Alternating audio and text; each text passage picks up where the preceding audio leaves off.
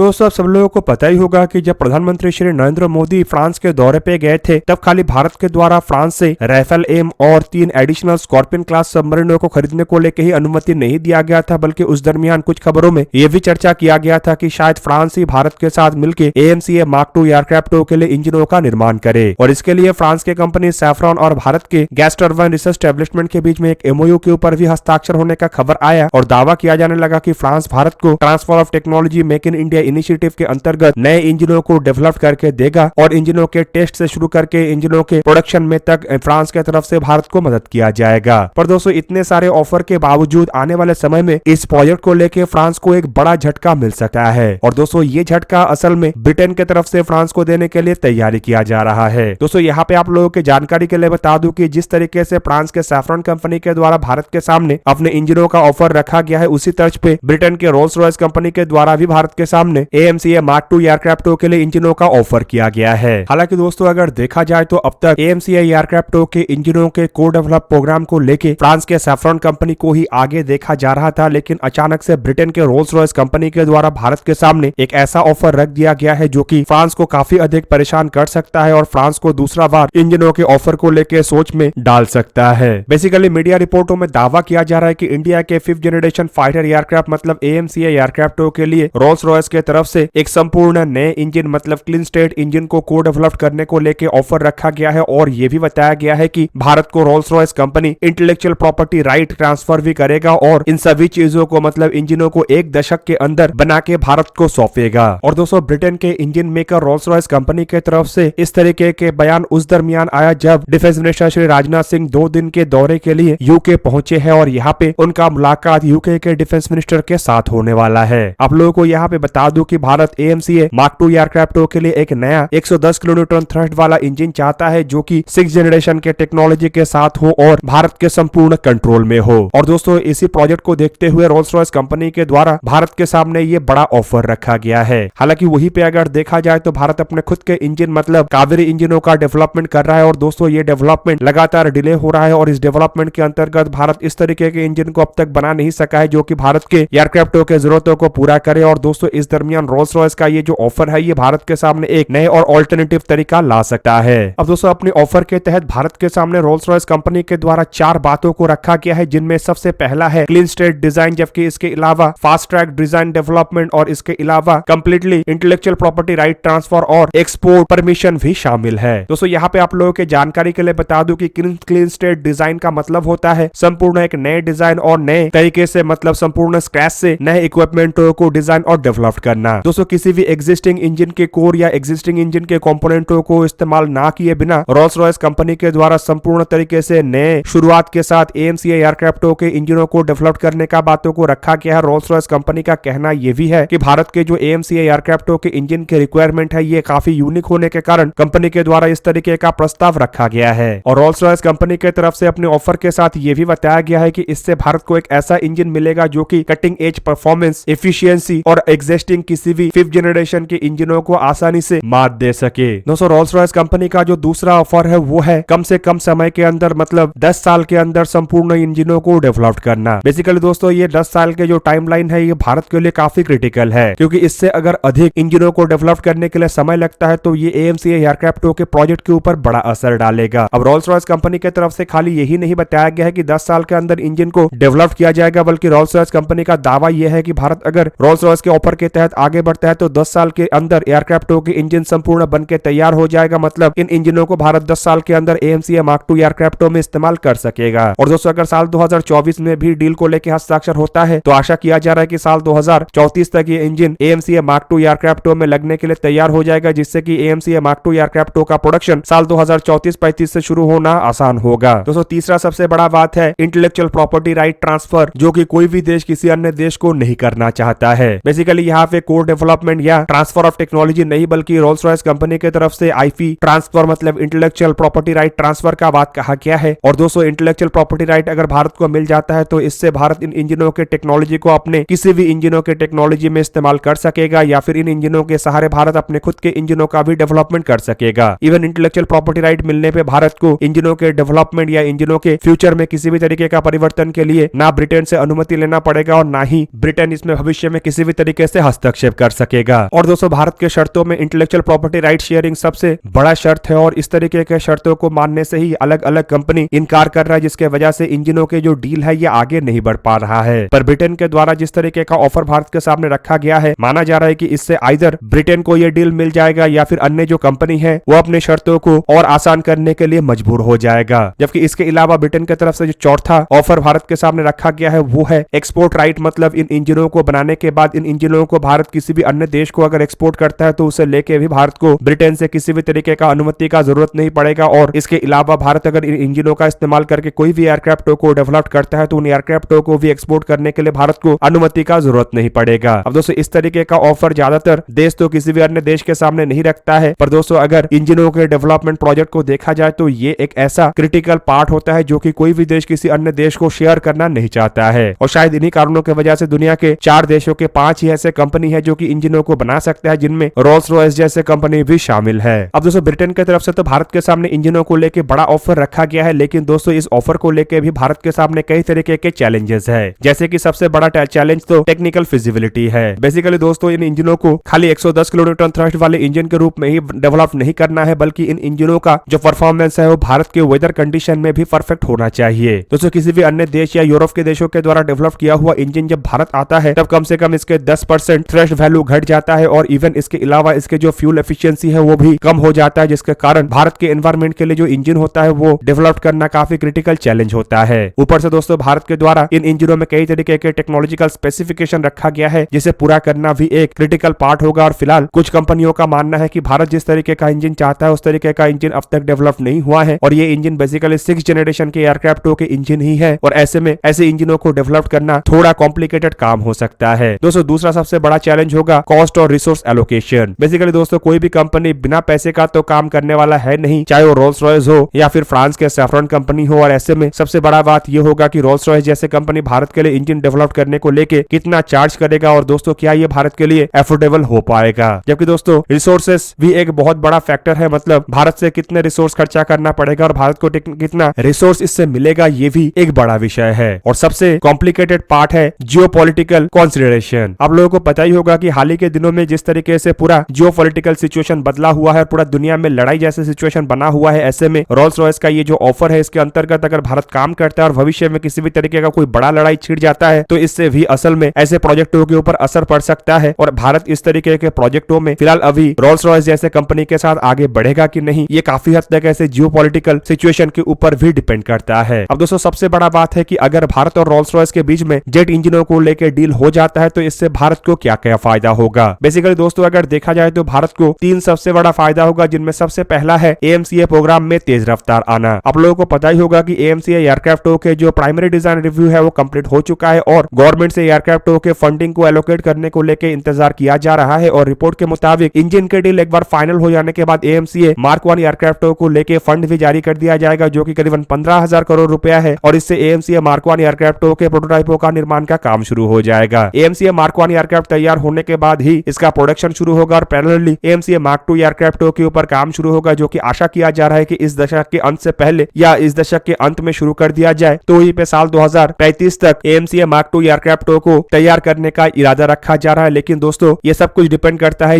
इंजनों के डील के ऊपर और रोल्स रॉयस और भारत के बीच में अगर डील हो जाता है तो आशा किया जा रहा है कि AMCA एयरक्राफ्टों के ये जो टाइमलाइन है इसे सही समय पे पूरा किया जा सकेगा। जबकि इसके अलावा भारत को जो दूसरा फायदा होगा वो है सेल्फ रिलायंस में बढ़ोतरी। मतलब दोस्तों अगर भारत को इंटेलेक्चुअल प्रॉपर्टी राइट मिल जाता है तो इंजनों को लेकर भारत को और कभी किसी देश के ऊपर डिपेंड नहीं करना पड़ेगा और ऐसे इंटेलेक्चुअल प्रॉपर्टी राइट के सहारे भारत 110 किलोन्यूटन थ्रस्ट वाले ही इंजन नहीं बल्कि इससे अधिक थ्रस्ट, इससे कम थ्रस्ट और इस तरीके के टेक्नोलॉजी के अन्य इंजनों के मामले में भी इंडिपेंडेंट हो जाएगा। और दोस्तों इस टेक्नोलॉजी का इस्तेमाल करके कावेरी इंजनों को भी भारत सफलतापूर्वक बना सकेगा। हालांकि मुझे नहीं लगता है कि इंटेलेक्चुअल प्रॉपर्टी राइट मिलने के बाद भारत को और कावेरी इंजनों का जरूरत पड़ेगा। जबकि दोस्तों इसके अलावा भारत को जो दूसरा सबसे बड़ा फायदा होगा वो है इंडिया और यूके के बीच के जो डिफेंस रिलेशनशिप है वो मजबूत होना। हालांकि दोस्तों ये ऑलरेडी काफी मजबूत है, लेकिन ऐसे महत्वपूर्ण डील के साथ इसे और मजबूत किया जा सकेगा और इससे भविष्य के जो कई सारे डील है उसका रास्ता भी खुल जाएगा। दोस्तों आप लोगों को क्या लगता है कि क्या भारत द्वारा यूके के इस ऑफर को देखते हुए फ्रांस को ठुकरा के यूके के कंपनी रोल्स रॉयस के साथ जेट इंजनों को बनाना चाहिए या फिर फ्रांस के साथ नेगोशिएशन को और कड़ा करते हुए और बेहतरीन ऑफर के साथ फ्रांस के साथ आगे बढ़ना चाहिए? कमेंट करके अपनी राय अवश्य दीजिए। दोस्तों आज के इस वीडियो को यहीं पे ही करते हैं समाप्त। किसी और एक दिन किसी और एक वीडियो में मिलेंगे। तब तक के लिए जय हिंद, वंदे मातरम।